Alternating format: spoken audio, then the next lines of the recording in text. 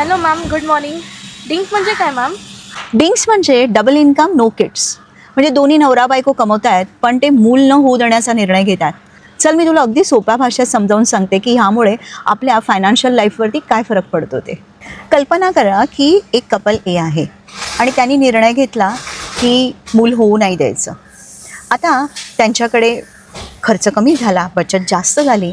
ते दरवर्षी 10 लाख रुपये बाजूला काढायला लागले आणि हे पैसे सातत्याने 20 वर्ष त्यांनी जर इन्व्हेस्ट केले तर त्यांचा कॉर्पस तयार होतो 15 करोडचा. आता दुसरं उदाहरण घ्या कपल बीचं, ज्याने चूज केलं की आपल्याला एक मुलं असलं पाहिजे. नॅचरली त्यांचा खर्च वाढतो. मुलाचं शिक्षण, मुलाचं वैद्यकीय खर्च आणि लाईफस्टाईल. हे कपल फक्त वर्षाला अर्धी रक्कम म्हणजे 5 लाख रुपये बाजूला काढू शकले आणि त्यांनी देखील 20 वर्ष ही रक्कम सातत्याने गुंतवत राहिली तर त्यांचा कॉर्पस तयार होतो 4.15 करोड.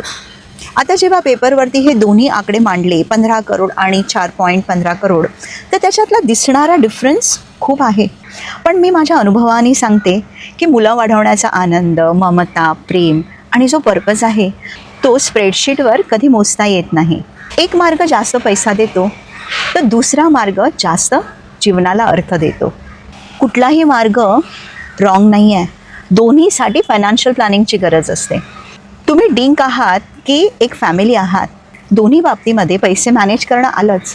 जर हे सोप्या शब्दांमध्ये तुम्हाला समजून घ्यायचं असेल तर DM करा बॅलन्स. मी तुम्हाला शांतपणे सगळं एक्सप्लेन करेन.